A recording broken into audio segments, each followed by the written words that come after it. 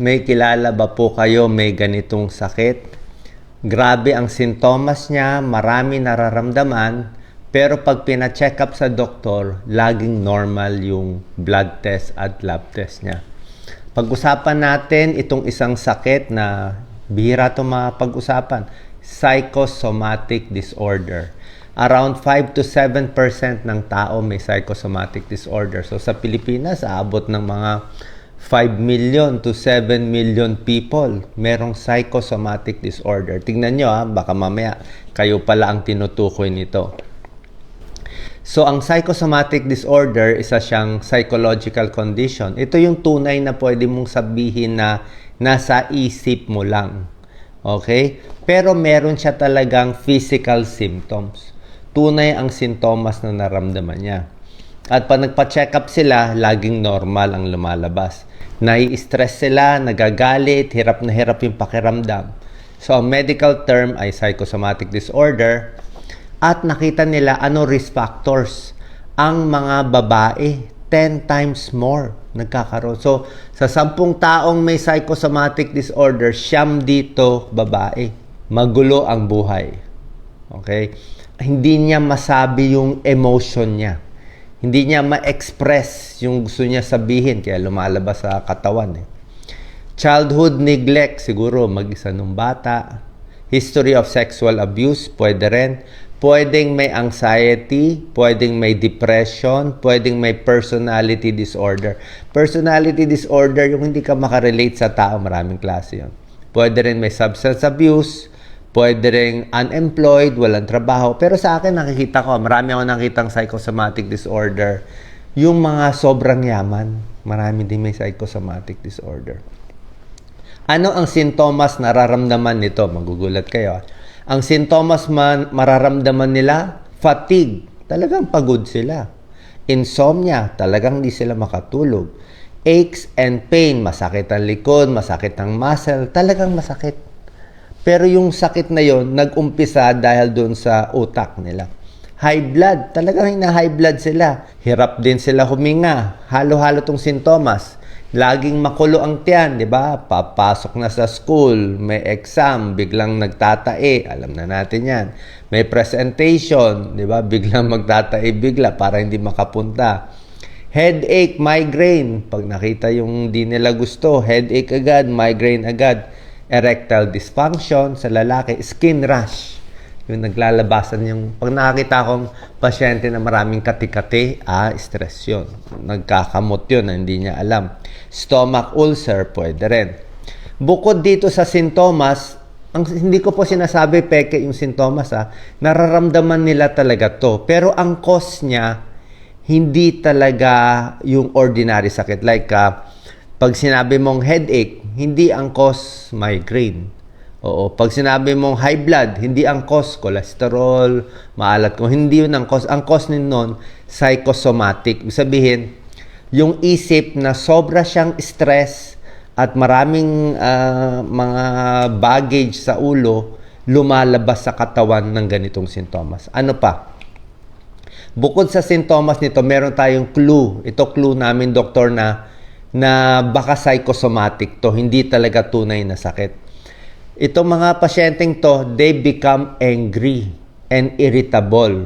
Pag sinabi mo, baka nasa isip lang, magagalit sila, irritable sila. Sasabihin nila, mali ang diagnosis mo, mali ang doktor na pinuntahan ko, nadidepress sila, nanginginig, anxious, at ito pa isang clue.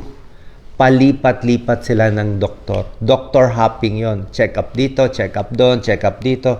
Ikot ng ikot ng ikot. Tapos nahihirapan na sila mag-function sa trabaho, sa school, at sa mga social circle. Hindi na mahirapan na. Okay? Ano ang cause? Ang tingin nila, baka yung sa sobrang stress na maraming iniisip na takot sa ulo nila, nagre-release yung stress ng cortisol, hormones, kaya mapapasakit mo yung buong katawan mo. Actually, common yan Pero, okay bibigyan ko kayo agad ng warning. Ang warning, syempre, bago ko sabihin na psychosomatic lang yung sakit mo, dapat ma-check ko muna lahat na hindi talaga tunay na sakit. Okay, kailangan marami kang laboratory test na negative muna. Kasi mamaya, sabihin ko yung headache, psychosomatic, yung pala may aneurysm, di ba? Mali naman yun. So, ano ang basis natin for diagnosis? Okay? Ano criteria? Kadalasan ng criteria nito, naglilipat-lipat siya ng maraming doktor. Pag chinek up mo yung katawan, normal. Normal. Walang murmur, walang rals, okay yung katawan. Pag ginawa mo ng laboratory test, normal din. Normal yung blood test niya. Oo. Tapos, dapat 6 months or more na niya naramdaman. Kasi siyempre, pag na-stress ka, baka sandali lang. Pero kung 6 months na yan, laging normal ang test, paikot-ikot sa doktor, at ito pa, persistent thoughts, persistent worries and anxieties about the symptom. Parang na-obsess na sila. Meron silang obsession for the month eh. Kaya first month, obsession ko, itong kamay ko. O kaya masakit. Next month, obsession ko, baka may stroke ako. Next time, obsession ko, baka ma-heart attack ako. So, palipat-lipat yung obsession nila. So, actually, psychosomatic disorder, isa rin talaga siyang sakit na talagang napoproduce mo kasi nga sa sobrang stress na iniisip mo. Ano ang gamutan sa kanila? Oo, mahirap yung pakiramdam nila. Ano ang gamutan? Ang gamutan dapat kausap ng tao. Cognitive behavioral therapy. Mahirap sabihin, baka magalit yung pasyente, pero ang correct talaga is pupunta sa psychologist, pupunta sa psychiatrist, kaya lang ayaw nila to. Ayaw nila. Sabihin nila, wala nga, pinipilit nga na meron. Pero psychologist, psychiatrist, may tulong. Psychologist, usap lang. Psychiatrist, more gamot ang binibigay. Pwede rin naman sa kaibigan, close friend, family, sa pare, sa counselor, sa pastor. Pwede rin naman itry yun sa kaibigan. Okay?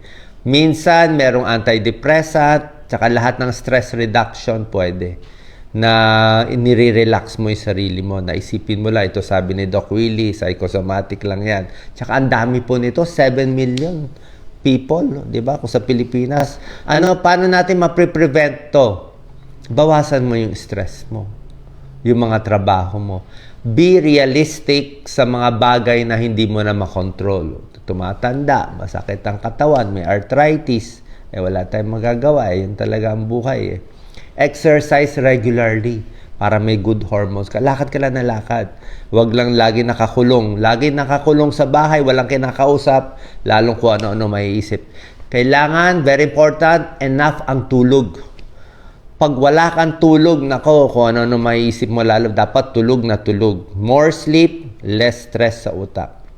Maging aware ka lang, pwede ka magsulat para maging aware ka na yung pag-iisip mo. Ba't ganito ang mag-isip? Baka maayos mo yung isip mo. Bawal alak, bawal smoking, lalong lalala. Huwag magpapataba. Diba? Tapos yung mga relaxation, deep breathing. Next, kailangan mo support ng mahal mo sa buhay. Ito yung magpaparelax sa'yo. Yung mga pamilya mo, apo mo, o sinong gusto mo, yung loved ones mo.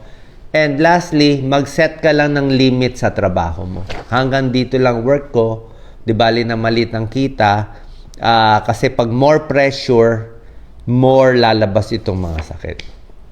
Okay? Ano prognosis? Ano mangyayari sa mga taong to? Hindi po kayo mamamatay, huwag kayong mag-alala.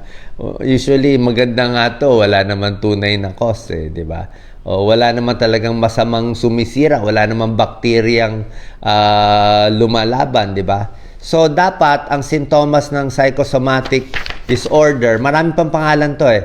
Somatic symptom disorder, somatic symptoms, somatic pain, yung pain galing lang sa isip, mababawasan siya through time. Magsasawa din kayo sa kakaulit nito. Kaya lang, pabalik-balik siya sa buhay mo.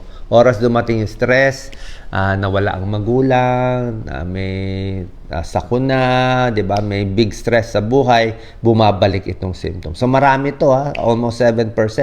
Kakabit nito anxiety and depression. Okay, finally, ano tatanong mo sa doktor mo? Siyempre, lagi kang doctor hopping to eh. Ano itatanong mo sa doktor mo? Okay, ito lang kailangan mo itanong. Ano ba tong sintomas ko? Ano nagkakos? Sasabihin niya, negative ang test mo, baka na-stress ka lang. Tanggalin natin yung basura sa utak mo. Anong basura?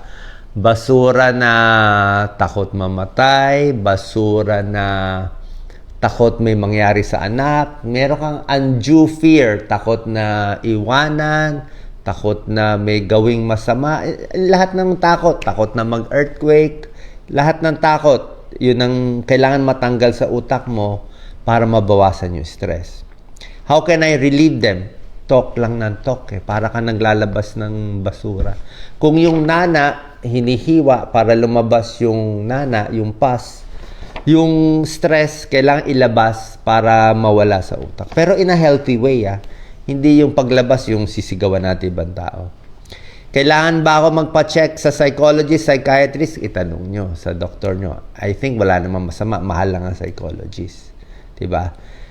Ito pa mga tatanong nyo. Kailan ko malalaman na emergency na ako? Emergency, yung talagang tunay. Kung blood pressure mo, 200, emergency yun. Diba? Kung talagang nanghihina. Pero usually, ito mga pumupunta sa emergency room, tapos pag chinek up sila, normal naman. Wala naman makita. ECG. Mahirap kasi ipilit i-fake yun Hindi mo na ma-fake yung ECG na abnormal o yung cholesterol mo, blood sugar mo, itataas mo, hindi na kaya gawin. Pero ang kaya mo gawin, isakit ang ulo, isakit ang likod, isuka, kaya mo rin yung gawin, di ba? And gaano kadalas ang visit sa doctor? Sa akin, hindi rin pwede masyadong madalas, magiging dependent ka. Yung lang, every month, every 3 months. And magpatulong tayo sa family and friends. Okay? Tulad ng sinabi ko, bago natin i-label ang tao na psychosomatic disorder, although maraming ang ganito talaga ang sakit, i-rule out lang natin. Lagi ko naman inisip, check natin, baka nga may aneurysm o may problema. Pero pag na-MRI ka na, wala naman pala. O baka may bara sa puso, na ECG na 2D echo, wala nga makita di ba? Mahirap ipilit yun. Masakit ang tiyan, lagi, nakita naman, wala So, kung wala naman talaga nakita, baka try nyo muna to. Relaxation, yung mga pamparelax, tsaka healthy foods, exercise, enough sleep, baguhin yung outlook sa buhay. Minsan, reframing lang yan Alam nyo, reframing. Maraming strategy, baka ituturo ni Doc Lisa. Reframing, ano reframe? Pag iniisip mo, ako pinakamalas kasi wala akong pera, wala akong trabaho, nag-aaway kami ng ganito, ng friends ko, i-reframe mo. Sabi mo, at least, healthy pa naman ako. Nakakain ako, may kaibigan ako. So, ni-reframe mo siya. Or kung ito, masama loob ko, sakit ang kamay ko, hindi ko magalaw O kulang. I-reframe mo. Yung ibang tao nga, walang kamay, walang paa Walang kamay, walang paa, nagiging masaya pa rin sila, nakakapangasawa sila, happy sila, nakaka-speech sila. So, bakit siya kaya nga niya? Walang kamay, walang paa. Ikaw, complain mo lang, masakit dito, masakit ang tuhod. So, pag ni-reframe mo yung sarili mo, a little better. Pag kinumpara mo sarili mo, ay bakit siya ang yaman-yaman, ang dami niyang kotse, dami niyang bahay, inggit ako. Pero pag tinignan mo yung mga pulubi, wala na mga mapuntahan na talaga naghihirap na lang. So, pag na-reframe mo siya, mas gagaan yung pakiramdam mo. Kaya nga ako, kita mo, lagi tayo tumutulong sa charity work, kahit noon pa, up to now. Yun ang nakakabawas sa anxiety, sa depression. Huwag mo i-compare sarili mo sa mga mayayaman. Tingnan mo na lang kung anong magagawa mo na sa kaya mo, abot kaya mo, para maging masaya ka sa buhay mo. Okay? Thank you very much. Bagong topic to, psychosomatic disorder. Pwede nyo i-google siya. Total, na-explain ko na naman sa inyo Malay nyo, baka ganito lang ang sakit. Ang good news, wala naman talagang depresya at sira. Pero yung sintomas mo, unti-unting mawawala pag natanggap na natin itong mga stress na galing pala sa isip natin na sa sobrang stress. Salamat po.